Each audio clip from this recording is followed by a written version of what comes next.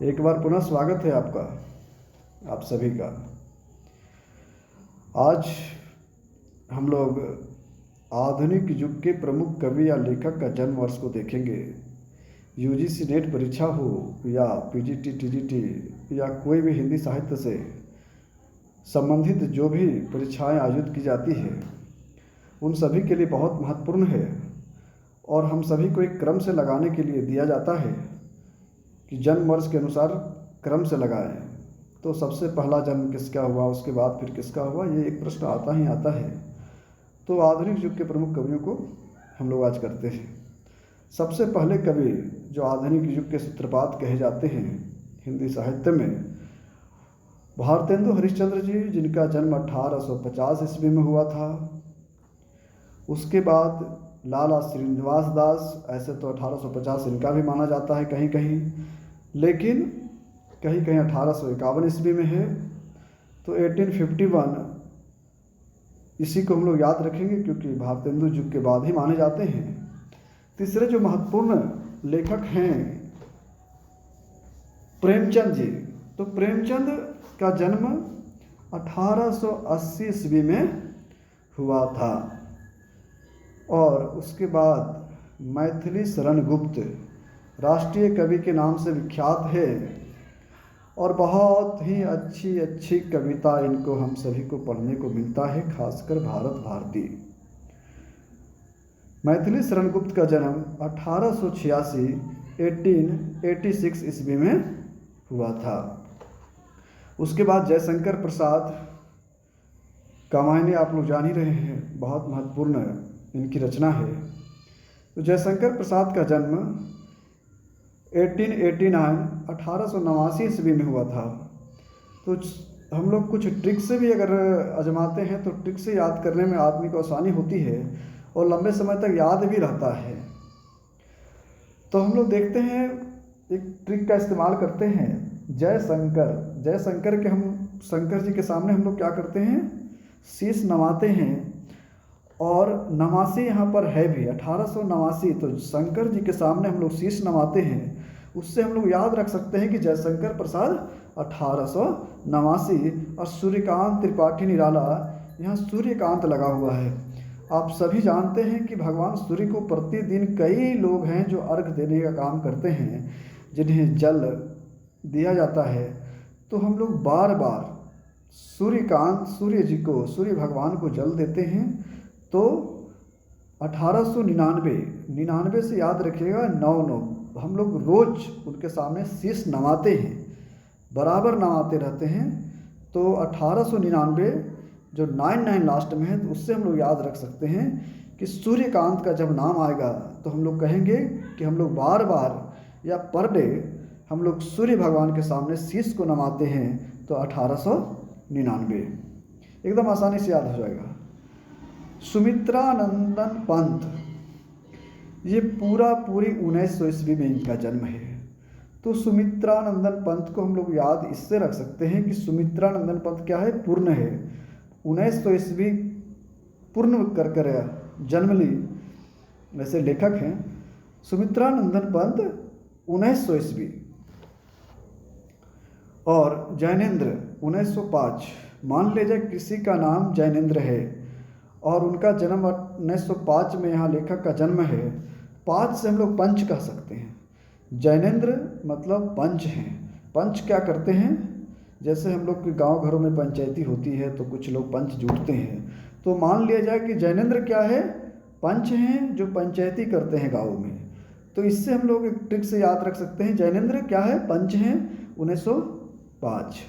हजारी प्रसाद द्विवेदी, हम लोग जानते हैं, खासकर हम झारखंड से हैं, तो हजारी प्रसाद द्विवेदी, हजारीबाग हमारा एक झारखंड में एक बहुत पुराना शहर है और हमारे नज़दीक भी है। तो इससे हम लोग याद रखेंगे हजारी प्रसाद द्विवेदी मतलब हजारी, और 1907 ईस्वी में इनका जन्म है। तो 7 से हम लोग शांत कह सकते हैं। वास्तव में हजारीबाग एक शांत शहर है और बहुत भीड़ भाड़ भी नहीं है और बहुत छोटा शहर भी नहीं है।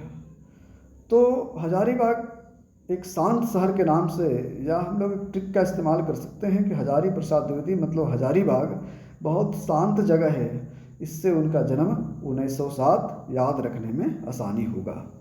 वही महादेवी वर्मा जी का भी जन्म 1907 में है। तो हजारी और महादेवी ये दोनों शांत हैं।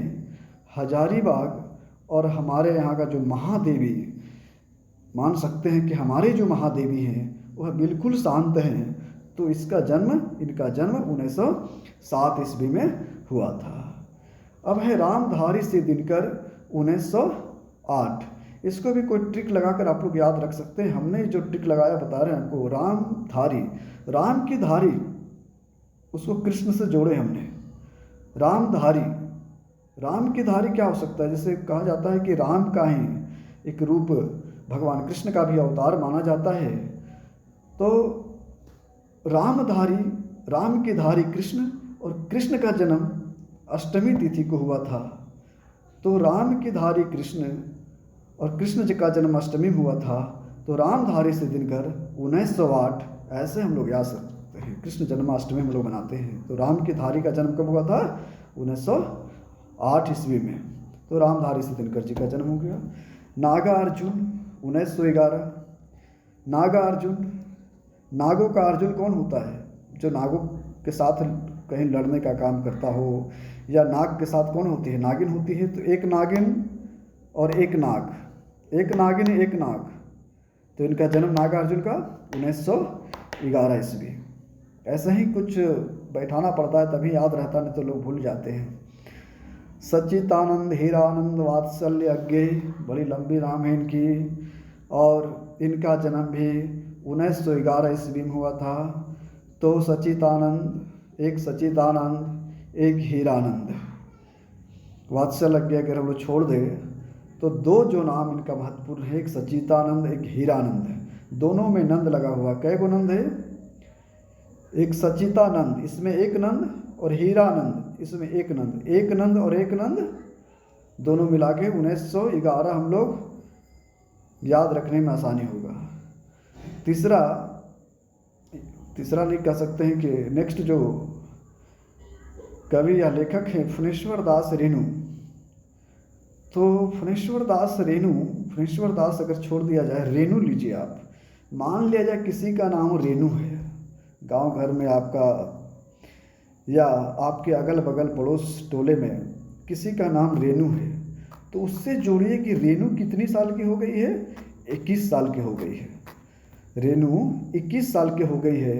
तो इस तरह से फणीश्वर दास रेणु 1921 ईस्वी, एकदम आसानी से याद होगा। रेणु, जैसे ही फणीश्वर दास रेणु का नाम याद आएगा तो रेणु कितनी साल की हो गई है? 21 साल की हो गई है। कृष्णा सोबती 25। तो कृष्णा सोबती का जन्म 1925 ईस्वी में हुआ था। आप इसे भी, जैसे कृष्णा किसी का नाम हो तो कृष्णा कितना साल का है भाई? तो कृष्णा 25 साल का है, रेणु 21 साल का है। इस प्रकार से हम लोग किसी के साथ जोड़कर याद रखने में आसानी होगा और लंबे समय तक हमें याद रख सकता है। तो कृष्णा सोबती 1925। धर्मवीर भारती, हमने याद रखा था कि धर्मवीर हमारा किसी का नाम हो, कहीं ना कहीं आपको आपके संपर्क में लोगों मिल जाएंगे। धर्मवीर, करमवीर, इस तरह के नाम होते हैं। तो धर्मवीर भारती, धर्मवीर की छवि अच्छी है, तो ऐसे हम लोग हमने याद रखा कि धर्मवीर की छवि अच्छी है। तो 1926, 26 मतलब छवि, तो धर्मवीर की छवि अच्छी है तो इसीलिए 1926। इस प्रकार से याद रखेंगे हम लोग। मन्नू भंडारी, एक थी मन्नू, 1931 मन्नू भंडारी जी का जन्म है। एक थी मन्नू हमने याद रखा, एक थी मन्नू 1931। मन्नू भंडारी 1931। और सुदामा पांडे, जिसे धूमिल उपनाम से भी जाना जाता है। तो सुदामा पांडे धूमिल। धुआं से हम लोग को क्या मिलता है दोस्तों? धुआं से हम सभी को क्षति होती है। धुआं से हम सभी को क्या होता है? क्षति होता है। जैसे देखते होंगे कि जब आँख में धुआं हो रहा है या कहीं आप बैठे हैं, कहीं धुआं अगर लग रहा है तो निश्चित रूप से आपको क्षति पहुंचाएगा। तो सुदामा पांडे धूमिल 1936 में इनका जन्म है और 36 से हम लोग छती कह सकते हैं। सुदामा पांडे धूमिल, धूमिल से छती होता है, इसलिए इनका जन्म 1936 से हम लोग जोड़ देंगे। बहुत आसानी होगा आप लोग को याद करने में। तो बहुत बहुत धन्यवाद। आप सभी से आग्रह है कि एक बार चैनल को सब्सक्राइब कर दीजिए और इस वीडियो को आप सभी लोग लाइक कर दीजिए, और आने वाला जो वीडियो होगा आप सभी निश्चित रूप से देखिए, यही हम चाहते हैं। बहुत बहुत धन्यवाद।